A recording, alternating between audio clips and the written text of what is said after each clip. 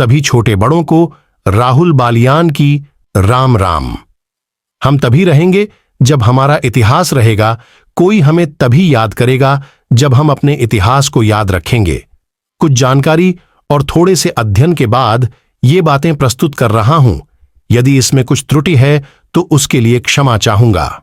आज हम बात करेंगे अपने रघुवंशी बालियान गोत्र के बारे में।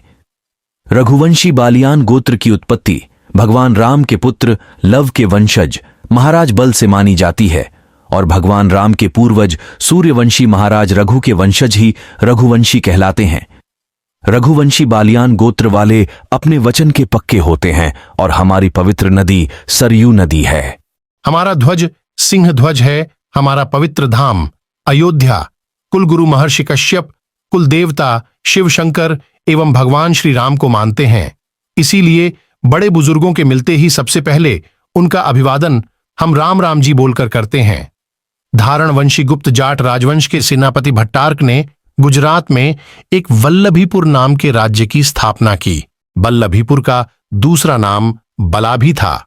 भटक के 4 पुत्र हुए, धरसेन, ध्रुवसेन, द्रोणसिंह और धरपट। इन्होंने बलानगर की स्थिति को क्रमशः राज्य सत्ता पाने पर अधिकाधिक सुदृढ़ किया। इन चारों ने महासामंत, महाप्रतिहार, महादंडनायक, महाकार्ता कार्तिक की उपाधि भी धारण की थी। ह्यूनसोंग के लेखन अनुसार भटक के 4 पुत्रों के शासनकाल के बाद क्रमशः गुहसेन, धरसेन द्वितीय, शिलादित्य, खरग्रह, धरसेन तृतीय, ध्रुवसेन द्वितीय राजा हुए।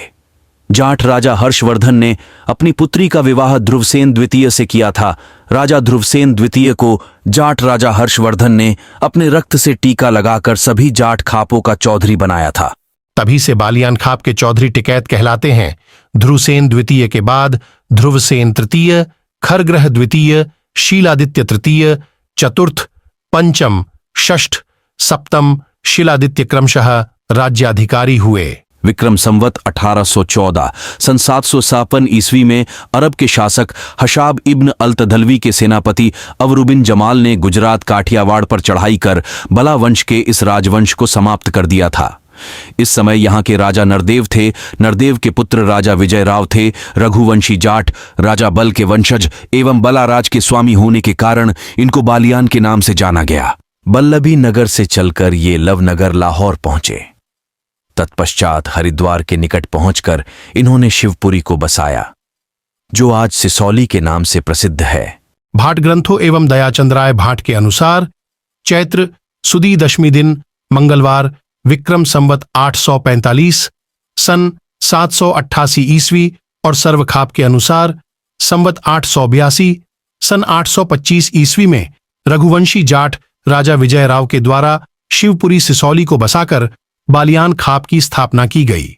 सिसौली से चलकर रघुवंशी जाटों के पूर्वजों ने बालियान खाप के अपने अपने गांव बसाकर विस्तार किया। अन्य सेवक जातियों के लोग जो विजयराव जी के साथ आए थे वह भी उनके साथ सिसौली में बस गए। सिसौली में बसने वाली जातियों के वंशज भी बालियान खाप के पूर्वजों के द्वारा बसाए गए अलग अलग गांव में उन्हीं के साथ बस गए।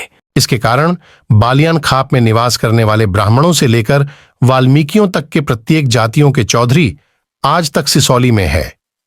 बालियान खाप की राजधानी आज भी सिसौली को ही माना जाता है।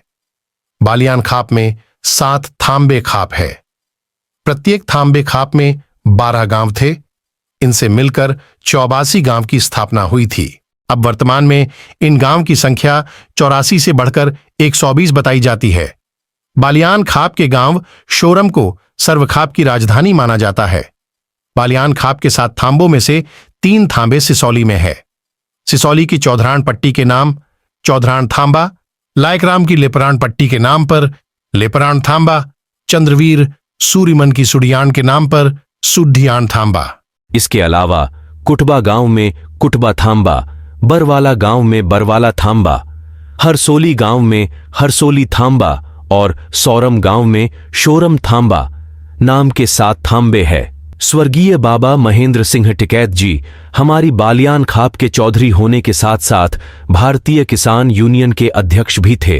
अभी हमारी बालियान खाप के चौधरी और भारतीय किसान यूनियन के राष्ट्रीय अध्यक्ष बाबा महेंद्र सिंह टिकैत जी के बड़े पुत्र चौधरी नरेश टिकैत जी हैं।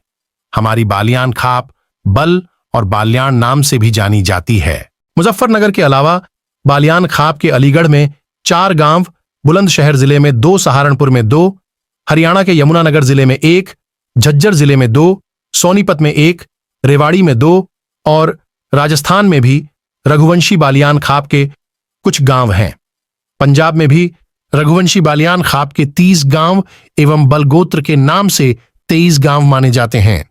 हमें अपने इतिहास को धूमिल होने से बचाने के लिए धोती कुर्ते वाले अपने बुजुर्गों के पास विचार विमर्श के लिए बैठते रहना चाहिए। पंचायत के नियम, कानून और बड़े बुजुर्गों के आदर्शों को अपनाते रहिए, तभी हमारी पहचान और हमारा अस्तित्व बना रहेगा। राम राम जी।